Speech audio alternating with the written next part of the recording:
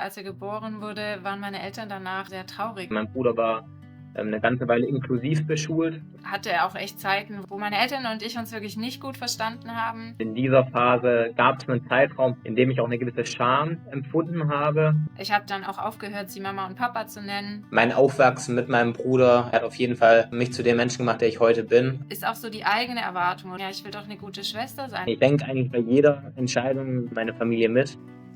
Willkommen beim Rollercoaster, dem Podcast, der dorthin schaut, wo die Gesellschaft oft wegsieht. Hier bekommen Familien, pflegende Angehörige und vor allem die Menschen mit Beeinträchtigung selbst die Sichtbarkeit, die ihnen zusteht. Authentisch, ungeschönt und mitten aus dem Leben. Heute wechseln wir mal die Perspektive. Es geht um Menschen, die oft im Schatten der Diagnose stehen. Die Geschwisterkinder. Lorenz und Naomi lassen uns heute hinter die Fassade blicken. Sie erzählen uns, wie es ist, zwischen bedingungsloser Geschwisterliebe und dem frühen Druck des Funktionierens oder Verantwortung zu übernehmen, aufzuwachsen. Schnallt euch an, denn los geht's! Hallo, lieber Lorenz. Hallo, liebe Naomi. Hi. Hallo. Euch beide vereint ja, dass ihr Geschwisterkinder seid von behinderten Brüdern in dem Fall auch noch. Und ja, Lorenz, fangen wir doch mal bei dir an. Als du geboren wurdest, gab es ja deinen Bruder schon und er hat jetzt keine spezifische Behinderung, also kein Syndrom in dem Sinne. Magst du ihn mal beschreiben, was er genau hat und wie du mit ihm aufgewachsen bist? Ja, sehr gerne. Also Robin ist mein 3 Jahre älterer Bruder und er hat jetzt keine spezifische Erkrankung, kein spezifisches Syndrom, wie du schon gesagt hast.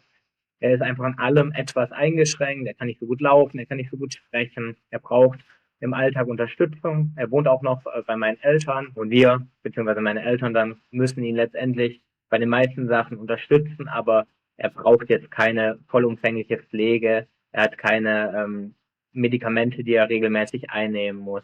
Er muss nicht ernährt werden oder sowas, aber er braucht bei allem einfach eine gewisse Anleitung und Unterstützung. Und wie du sagtest, genau, als ich auf die Welt kam, war Robin schon da. Ich bin der Kleinere und habe das entsprechend auch als ganz normal kennengelernt, kannte die Situation nie anders und bin dann mit ihm zusammen ja recht unbeschwert aufgewachsen, würde ich sagen. Gab es irgendwann den Zeitpunkt, wo du bemerkt hast, dass es doch anders ist als bei deinen Freunden? Ja, irgendwie im Laufe des Aufwachsens hat man natürlich festgestellt, dass der Bruder vielleicht Dinge nicht so gut kann oder dass der Bruder mehr Unterstützung von den Eltern braucht, als ich das gebraucht habe.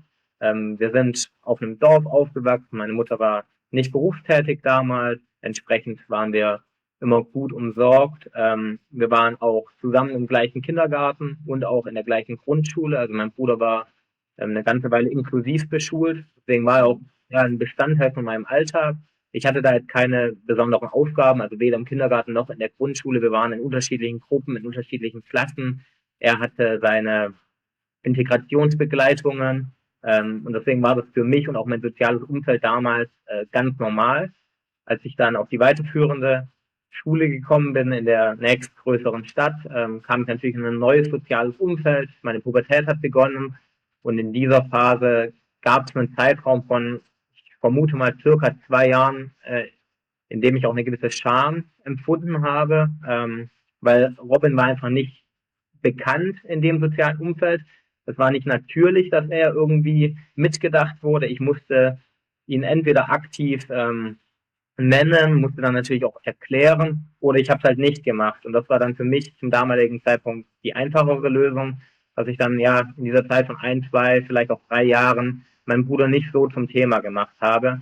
Aber mit ja zunehmendem Alter und ja mit 14, 15 war das dann wieder ganz normal und mein soziales Umfeld, meine guten Freunde kannten meinen Bruder und war dann auch wieder stolz, wie wir das als Familie zusammen gemacht haben. Aber ja, dieser gewisse Zeitraum, den kann man auf jeden Fall als besonders nennen.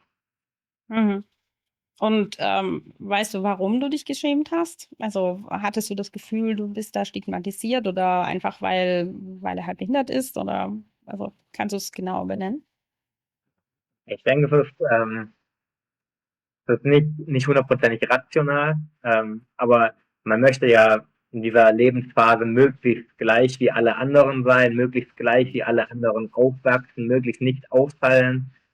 Und natürlich bin ich mit meinem Bruder aufgefallen, weil es einfach nicht die Norm ist, einen behinderten Bruder zu haben. Und wenn man dann noch zusätzlich erlebt, dass irgendwie Worte wie behindert als Beleidigung verwendet werden, dann macht das sicherlich nicht leichter, in dieser vulnerablen Lebensphase in der Pubertät da selbstbewusst aufzutreten. Aber es war jetzt nicht so, dass ich irgendwie gezielt gemobbt wurde oder sowas, das auf keinen Fall. Aber ich glaube, es ist einfach eine Lebensphase, in der man nicht von der Norm abweichen möchte. Und meine Familienkonstellation weicht von einer gewissen Norm ab. Und deswegen habe ich mich damals auf jeden Fall schwer damit getan. Verständlich, ja. Und wie hast du das von deinen Eltern aus empfunden? Kannst du da was dazu sagen? Hatten die jetzt mehr zu tun mit ihm oder hielt sich das trotz alledem etwa die Waage?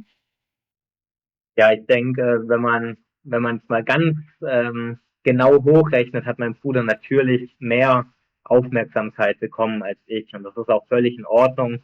Und das habe ich eigentlich auch in jeder Lebensphase von mir gut verstehen können. Also ich hatte jetzt selten Momente, in denen ich Eifersucht empfunden habe. Und insgesamt muss man sagen, dass ich sehr behütet aufgewachsen bin. Meine Eltern sind zusammengeblieben, haben unsere familiäre Konstellation ein Stück weit auch zu ihrer Lebensaufgabe gemacht. Vor allem meine Mutter war und ist extrem engagiert in dem ganzen Bereich.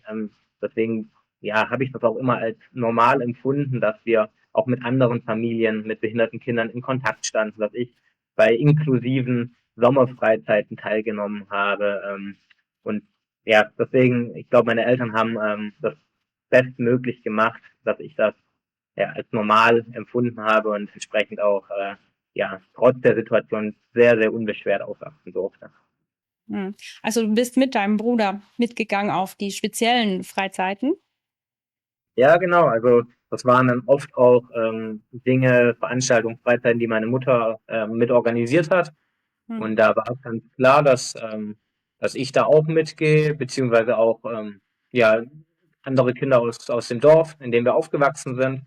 Und es waren schöne Events. Und irgendwann bin ich dann halt aus der Rolle des Teilnehmers hinausgewachsen, habe dann ab 15, 16 selber auch so einen gewissen Betreuungsumfang übernommen. Also habe mich selber in dem Bereich engagiert, habe dann an Tagesprogrammpunkten als Betreuer teilgenommen, aber habe dann auch, ich glaube, da war ich 20, auch meine Sommerfreizeit als Betreuer mit begleitet, nicht von meinem Bruder, von jüngeren Kindern.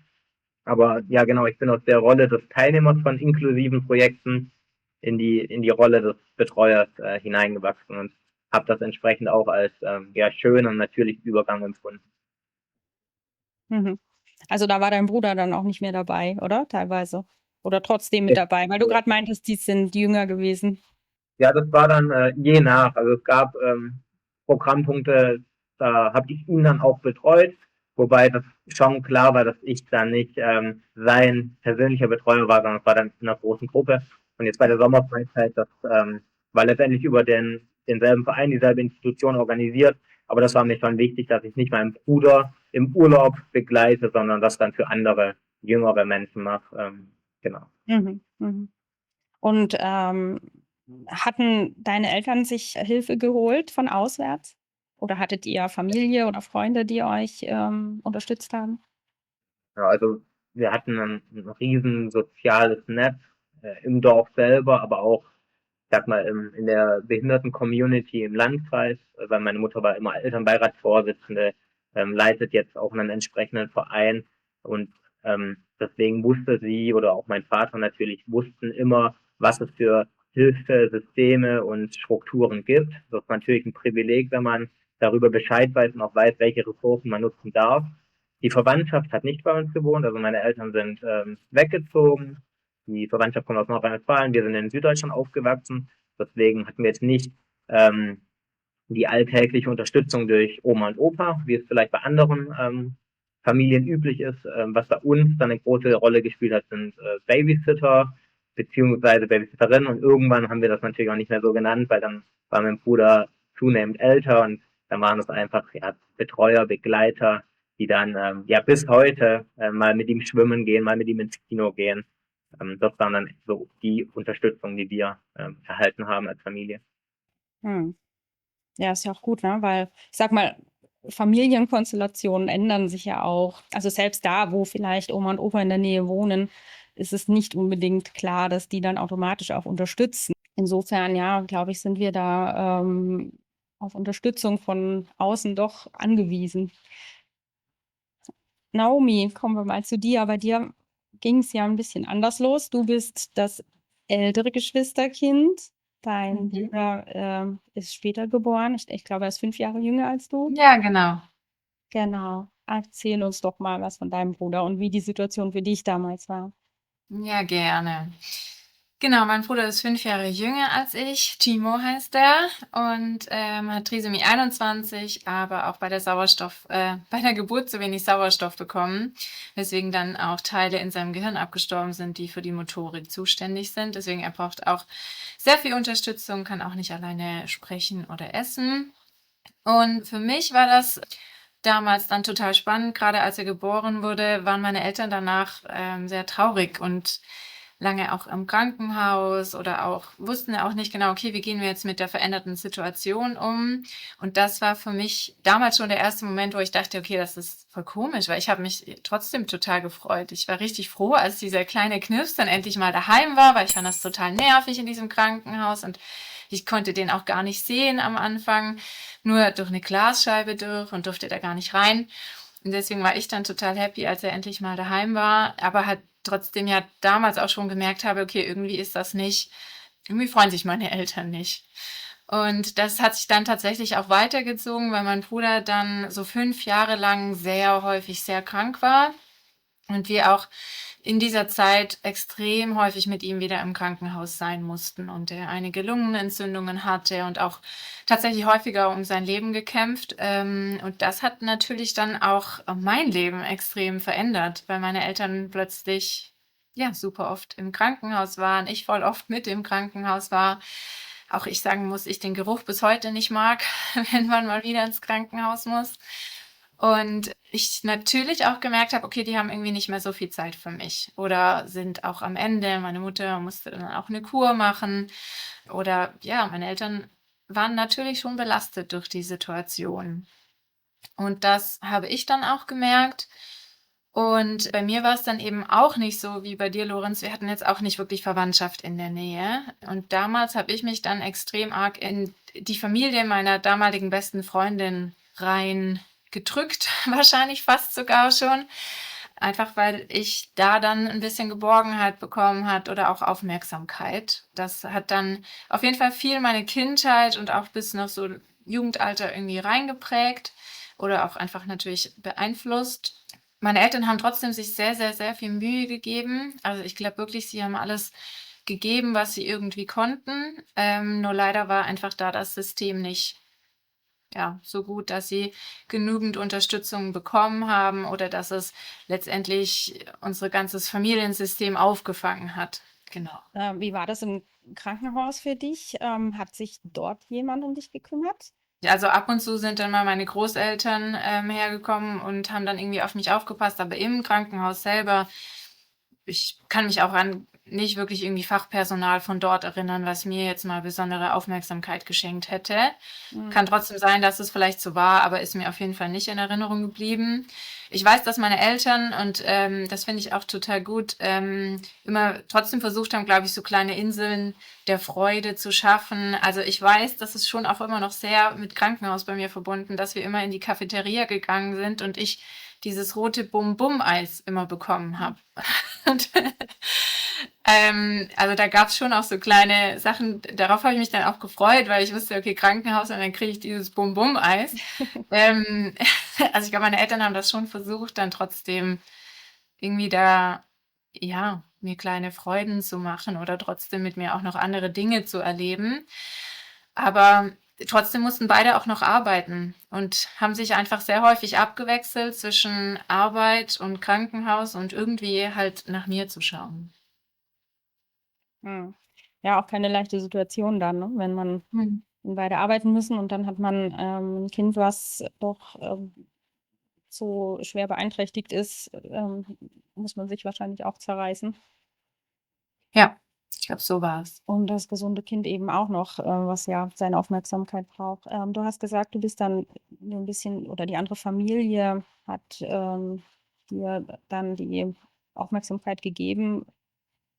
Konnte die das ausgleichen? Ja, also ich glaube, die andere Familie hat dann schon, also auch die Mutter hat dann viel mit mir häufig mal auch geredet, wenn es dann daheim nicht so gut war oder auch meine Eltern dann mal wieder sich gestritten hatten oder so. Und ich glaube, sie haben versucht, das tatsächlich aufzufangen. Aber ich war dann schon extrem fixiert auf meine damalige Freundin, beste Freundin. Und sie war auch noch ein Kind, so wie ich. Und ich habe sie aber zu meiner Hauptbezugsperson gemacht, weil bei mir tatsächlich keine andere Hauptbezugsperson mehr da war, so richtig. Und das war einfach sehr ungünstig. Ich glaube auch für sie, aber vor allem natürlich auch für mich, weil ich mich dann auch emotional abhängig von ihr gemacht habe. Und auch, weil es dann manchmal daheim in meiner Familie wirklich auch schwer war, habe ich mich auch echt sehr von meiner Aufmerksamkeit, Fokus gelöst und hatte auch echt Zeiten, wo meine Eltern und ich uns wirklich nicht gut verstanden haben. Ich habe dann auch aufgehört, sie Mama und Papa zu nennen. Das war, glaube ich, auch so eine innere Distanzierung von mir ihnen gegenüber und habe mich wirklich so sehr arg in diese eine Familie gewünscht. Aber demnach lag auch dann recht viel auf der Freundin. Und damit konnte sie, glaube ich, auch nicht so umgehen, hat dann auch so ein paar Machtspielchen damit gemacht. Und ich glaube, das hat dann letztendlich schon auch recht viel zu Selbstwertthemen bei mir gefühlt. Weil ich immer so das Gefühl hatte, okay, irgendwie werde ich nie so voll gemocht, irgendwo bin ich nie so richtig wichtig oder muss ich ganz arg mich anpassen, damit ich da auch doch gemocht werde. Und das habe ich dann schon auch gerade in der Jugend stark gemerkt, bis auch junges Erwachsenenalter hinein, dass das Auswirkungen auf meinen Selbstwert, demnach aber auch zum Beispiel auf den Umgang mit was für Beziehungen ich eingegangen bin, gemacht hat. Und ja, dass es schon auch manchmal echt nicht schön war. Und es war auch harte Arbeit, aus diesen erlernten Mustern und Selbstwertthemen auch wieder zu großen Teilen, hoffe ich jetzt mittlerweile, rauszukommen. Ja, du hast dich also als Kind selber zurückgenommen, wahrscheinlich, weil du gemerkt hast, dass deine Eltern halt anderweitig schon stark belastet sind, oder? Das hört man ja häufiger, dass das so, also Ja. auch bei anderen, dass Kinder haben da schon ein feines Gespür dafür. Meine Mutter hat dann, also ich habe mit ihr auch wirklich schon häufiger über das Thema gesprochen und sie ist auch wirklich sehr ehrlich.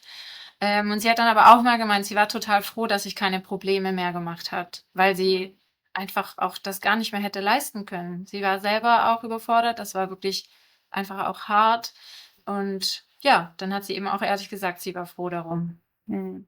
Wie haben die reagiert, als du sie nicht mehr mit Mama und Papa angesprochen hast? Ich kann ja nicht sagen, wie es in dem Moment war. Ich weiß nur, dass wir danach, also nachdem wir uns wieder angenähert hatten, mal sehr ausführlich darüber geredet haben. Und da hat meine Mutter schon gemeint, sie war total eifersüchtig häufig auf die andere Familie. Und sie hat das auch total verletzt, dass ich immer so arg, dass ich gerne die andere Mutter lieber gehabt hätte, sozusagen. Und das war super hart für die beiden.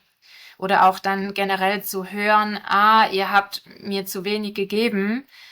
Das war, glaube ich, auch sehr, sehr hart, weil die haben ja ganz viel gegeben. Mhm. Also die haben so viel gegeben, bis sie selber auch fast nicht mehr konnten. Und trotzdem war es dann für mich tatsächlich ein bisschen zu wenig. Und damit umzugehen, war, glaube ich, auch oder ist auch vielleicht manchmal bis heute für meine Eltern ganz schwer, weil das ist ja gar nicht das, was sie wollten. Ja, glaube ich. Also aus Elternsicht kann ich es auch nachvollziehen. Ich habe ja auch, also meine Tochter ist sozusagen, also die behinderte Tochter ist in der Mitte. Also ich habe noch eine ältere und noch ein jüngeres Kind. Und wenn ich mich so zurückerinnere, kann ich das schon verstehen, dass man da also durchaus irgendwie, man sieht es sehr wohl, das Problem, und man möchte es auch lösen und man löst wahrscheinlich so gut man kann. Und ins Kind kann man natürlich nicht reingucken, ob das dann ausreicht oder eben nicht, ne? Wie habt ihr wieder zusammengefunden? Also ich habe eine Therapie angefangen, die hatte dann dazu auch geholfen oder beigetragen, dass ich mich so ein bisschen von der damaligen Freundin mehr gelöst hatte und dadurch auch das Gespräch mit meinen Eltern wieder möglich war. Es war aber dann wirklich ein jahrelanger Prozess, dass wir uns angenähert haben. Und ich glaube, der ist auch noch nicht ganz abgeschlossen. Es ist auf jeden Fall viel, viel besser als früher. Aber ich hatte dann schon auch eine sehr starke Wutphase, wo ich auch einfach viel meinen Eltern vorgeworfen habe, mich selbst viel mit dem Thema auseinandergesetzt hat und überhaupt auch mal für mich gemerkt habe, okay, ich hatte Auswirkungen davon und okay, manche von meinen Beziehungsdramen kann ich vielleicht auf meine innersten Bedürfnisse von früher zurückführen. Und ja, dann hat diese Wut mich sehr stark begleitet und haben natürlich auch meine Eltern abbekommen. Und das hat dann, glaube ich, schon zum einen ein bisschen zur Annäherung geführt, weil dadurch wir über das Thema gesprochen haben, dadurch auch mal die Trauer und die Wut sein durfte und sich auch meine Eltern diesen Themen oder auch einfach meinen Gefühlen gestellt haben, was ich sehr gut fand und glaube ich auch wirklich hart für sie war. Aber natürlich bin ich auch einfach auf Abstand gegangen. Also ich bin dann weggezogen und war total froh, echt viele Kilometer zwischen uns zu haben. Und habe aber dann langfristig immer gemerkt, dass ich ihnen zum Beispiel jetzt extrem dankbar bin, dass sie mit mir darüber sprechen. Durch das Miteinander darüber sprechen, haben wir wieder ein viel besseres Verhältnis miteinander. Und ja, auch, glaube ich, eine Versöhnung. Oder auch, dass es dazu beigetragen hat, dass ich auch ihre Seite wieder viel mehr sehen konnte und auch Verständnis. Das hatte ich schon immer, ich konnte das schon auch immer gut nachvollziehen, aber dass es sich für mich, ja, dass ich so ein bisschen auch vielleicht vergeben kann oder einfach auch, ja, unsere beiden Perspektiven, dass die beiden da sein können und dass es halt nun mal so war. Ist doof, aber war halt so. Ja. Wie hast du es geschafft, den Weg einer Therapie zu gehen? Weil ich mir vorstellen könnte, dass man erstens dafür ja die ganze Situation reflektieren muss. Und dann stelle ich mir vor, dass der Weg nicht so einfach ist, weil Therapien ja immer, ja, irgendwie gesellschaftlich, glaube ich, inzwischen zwar mehr anerkannt sind, aber ja, vielleicht immer noch schwierig oder vor allem auch früher schwierig waren. Leider, obwohl ich glaube, dass es was ganz Wichtiges ist. Also damals hat meine Mama mir das eigentlich auch total vorgelebt und auch meine Eltern, dass das gut ist, eine Therapie zu machen. Und ähm, mein Zugang damals war tatsächlich eher so, dass ich meinen ersten Freund hatte und die damalige beste Freundin fand mich dann komisch und dann hatte ich so Angst, die zu verlieren, dass ich zu meiner Mama gesagt habe, ich will gerne Therapie. Und das war mein Zugang zur Therapie und durch die Therapie hatte ich dann gemerkt, oh, vielleicht ist auch mit dem Verhältnis mit der Freundin manche Sachen gar nicht so gut. Und danach war aber für mich, also ich habe mittlerweile 5 Therapien gemacht und bin für jede sehr dankbar. Und ja, habe das aber tatsächlich schon immer so vorgelebt bekommen, dass das ein gutes Angebot ist, was man auch gerne nutzen kann. Ja. Und es gibt auch einige TherapeutInnen, die mittlerweile so ein bisschen sensibilisierter sind, auch für die Geschwistersituation. Und auch damals hatte schon ein Therapeut zu meiner Mutter gesagt, ja, geh mal mit deiner Tochter zur Therapie. Mhm. Also ein Also paar ist schon auf dem Schirm. der Anstoß kam von außen. Ja, sie hat es damals dann nicht gemacht. Da war ich noch jünger und das bereut sie bis heute immer, weil sie gesagt hat, hätte sie es damals gemacht und hätte ich jetzt vielleicht 3 weniger machen müssen. Okay. Ja, gut. Aber ich denke, in der Situation macht man immer das, was man da gerade für richtig hält, ne? Und hinterher ist man dann meistens schlauer, aber gut. Okay, aber lass uns mal zu dem Phänomen kommen, dass Geschwister ja häufig in soziale Bereiche gehen. Lorenz, bei dir ist ja auch so, du hast ein Medizinstudium gemacht, bist jetzt gerade frisch fertig geworden. Denkst du, dass das auch was damit zu tun hat, dass du mit eben dem behinderten Bruder aufgewachsen bist? Ja, ich denke auf jeden Fall. Also man weiß es natürlich nie, ob es wirklich daran liegt, aber es gibt auf jeden Fall einige Punkte, die dazu beigetragen haben. Also mein Aufwachsen mit meinem Bruder in meiner Familie hat auf jeden Fall mich geprägt, mich zu dem Menschen gemacht, der ich heute bin. Und Naomi, du hast eben gesagt, man hatte die Rolle inne, dass man selber keine Probleme machen sollte. Und ich denke, das ist ganz natürlich und es führt dann einfach zu einem erhöhten Verantwortungsbewusstsein. Und zusätzlich hat man dann natürlich ab einem gewissen Zeitpunkt auch selber Betreuung und Verantwortung, ja, Aufgaben übernommen. Also ab einem gewissen Alter durfte ich dann auch mit Robin alleine zu Hause bleiben. Und das war natürlich ein gewisser Job, ein gewisser Auftrag. Und der führt dann auch dazu, dass ich in vielen anderen Bereichen die Person war, die Verantwortung übernommen hat. Und sicherlich ist das Medizinstudium auch ein Studium, was in einem Job resultiert, in dem man ja ein gewisses Verantwortungsbewusstsein benötigt.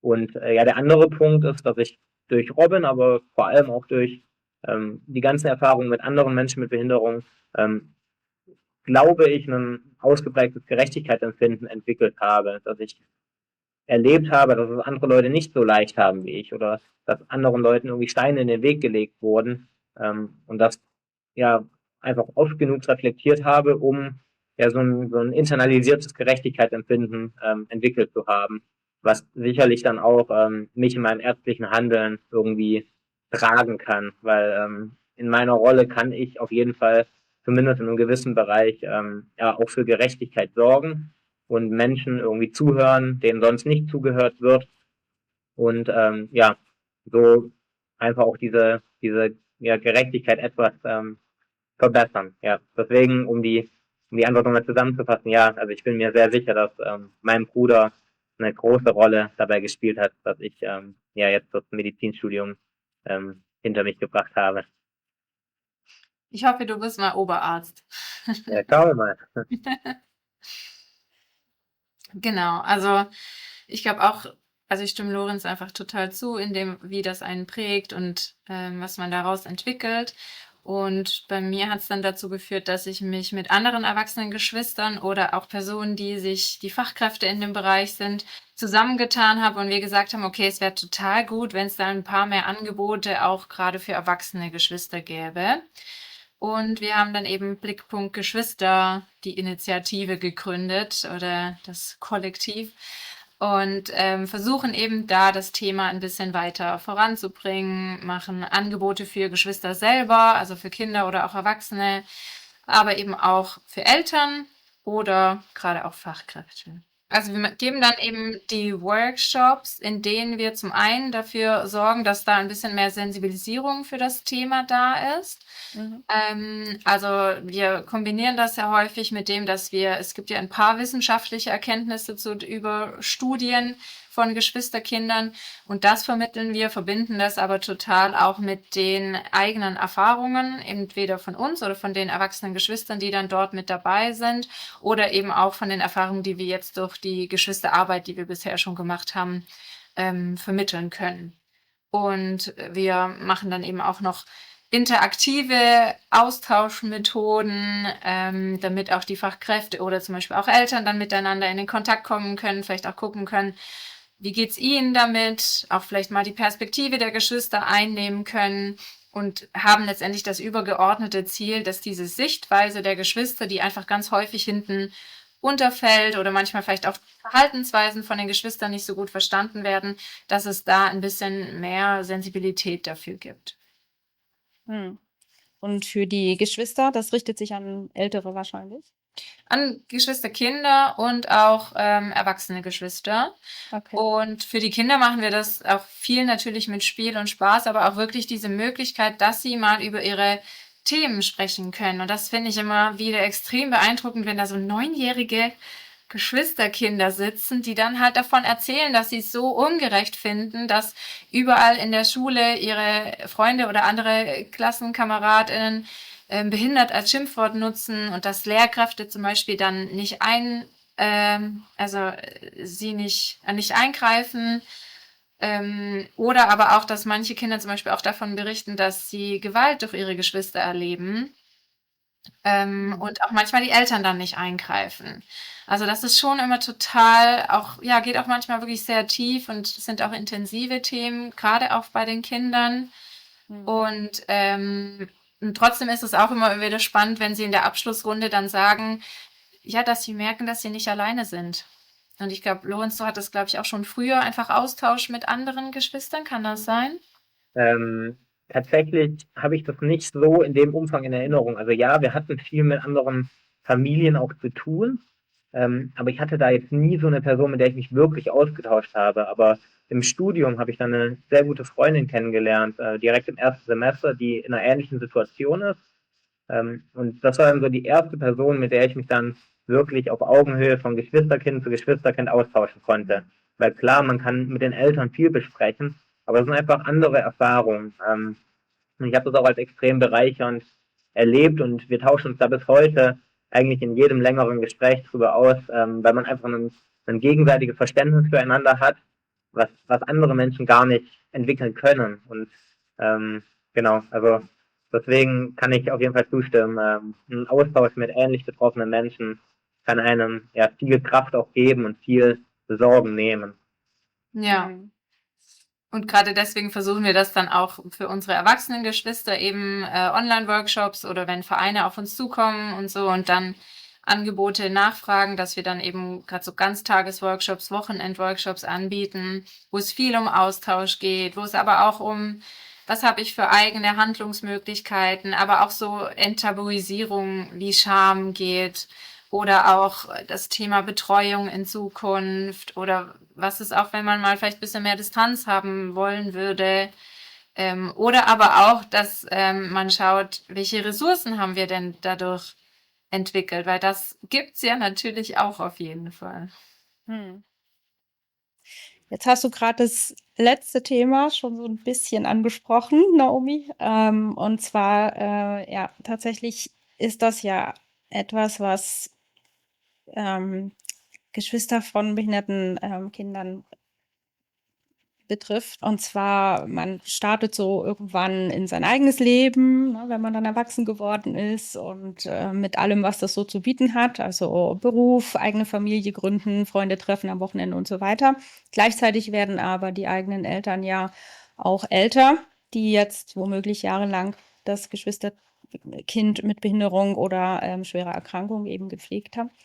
Und jetzt könnte ich mir vorstellen, dass sich ja eben auch für euch die Frage stellt, inwieweit wird das mal meine Aufgabe werden? Weiß nicht, Lorenz, magst du da was dazu sagen zuerst und danach du, Naomi? Ja, ich kann gern mal beginnen.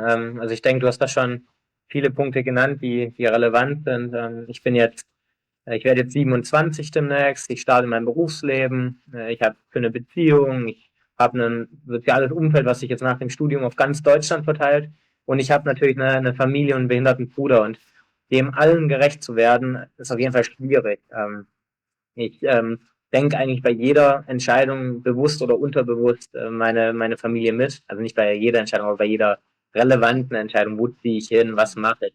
Weil es mir einfach wichtig ist, da ja in einer guten Beziehung zu bleiben, im Kontakt zu bleiben, auch die Möglichkeit zu haben, sich regelmäßig zu sehen. Deswegen ist für mich sehr wahrscheinlich, dass ich ja auch mittel- und langfristig in Süddeutschland ja, bleiben werde, um einfach ja in einem regelmäßigen, auch persönlichen Kontakt sein zu können. Hm. Also man, ja, man strengt sich schon auch ein bisschen ein, ne? Wahrscheinlich, könnte ich mir vorstellen.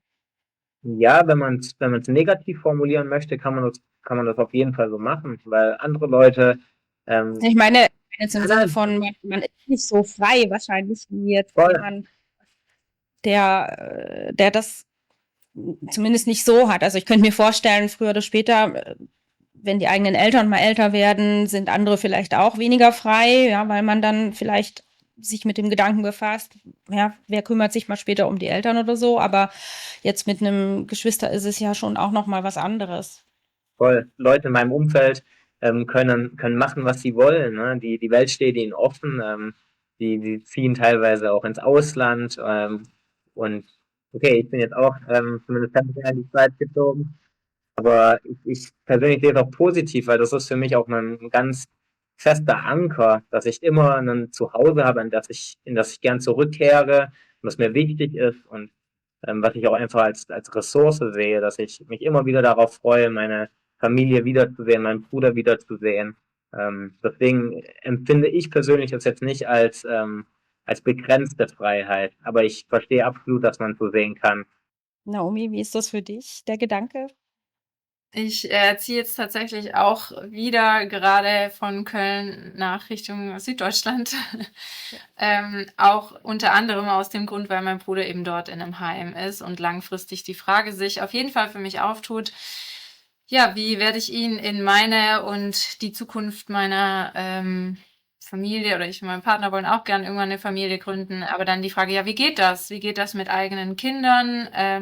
Wie geht das mit irgendwelchen Urlauben? Wie bereit ist mein Partner dafür? Und da ist er zum Glück bereit dafür, aber das war für mich am Anfang eine große und wichtige Frage. Und er macht das super toll, aber wenn nicht, wäre er wahrscheinlich halt auch nicht mein Partner. Und für mich war aber das Thema gesetzliche Betreuung wirklich ein Thema, was ich immer extrem lang weggeschoben habe, weil das für mich mit so viel Verantwortung und auch Last und auch irgendwie großen Fragezeichen zu tun hatte. Aber ich habe jetzt mit meinen Eltern ausgemacht, dass wir dieses Jahr noch darüber reden werden und zumindest anfangen, darüber in den Austausch zu gehen. Aber ich habe mir wirklich ein Jahr lang Zeit gesetzt, zu sagen, okay, nächstes Jahr reden wir darüber. Aber ja, das sind Fragen, die spielen eine Rolle und die haben eben auch eine Auswirkung, finde ich, auf PartnerInnenwahl, Wohnortwahl, manchmal auf Job. Und es gibt sicher auch Geschwister, entscheiden sich dagegen. Und das ist auch voll fein, weil ich glaube, das ist einfach eine ganz individuelle Entscheidung. Ich kriege es aber von sehr vielen Geschwistern mit, die haben dann extrem große Schuldgefühle häufig. Und mit denen muss man dann halt auch irgendwie umgehen können. Hm.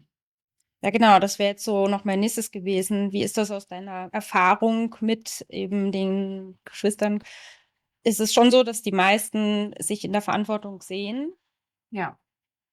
Viele tatsächlich, manchmal auch, weil sie es wirklich von den Eltern schon mitbekommen. Also es gibt auch Geschwister, die werden 18 und werden dann ohne wirklich groß zu fragen von den Eltern, dann beim Gericht schon, aber werden dann als Vertretung der gesetzlichen Betreuung reingeschrieben und wachsen da sozusagen in die Aufgabe total hinein.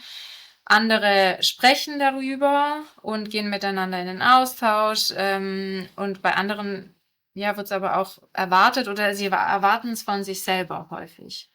Hm. Also auch wenn die Eltern dazu sagen, nein, du musst das nicht, ist auch so die eigene Erwartung oder auch das eigene sagen, ja, ich will doch eine gute Schwester sein oder auch, ich will es ja, dass es meinem Bruder gut geht. Das spielt da ja auch noch eine ganz große Rolle mit. Ja, ja, eben. Oder eben dann das eigene Gewissen, wie du gerade gesagt hast, ne? Okay, meine letzte Frage an euch wäre, was denkt ihr, läuft in dem Kontext Geschwisterkinder schon gut in unserer Gesellschaft und wo denkt ihr, gäbe es noch Verbesserungsbedarf? Ich kann gerne auch wieder beginnen. Also ich bin einfach nicht so vom Fach wie Naomi bei dieser Geschwisterthematik. Deswegen möchte ich mich mit ganz konkreten Forderungen zurückhalten, weil ich mich da nicht in der Position, in der Rolle sehe.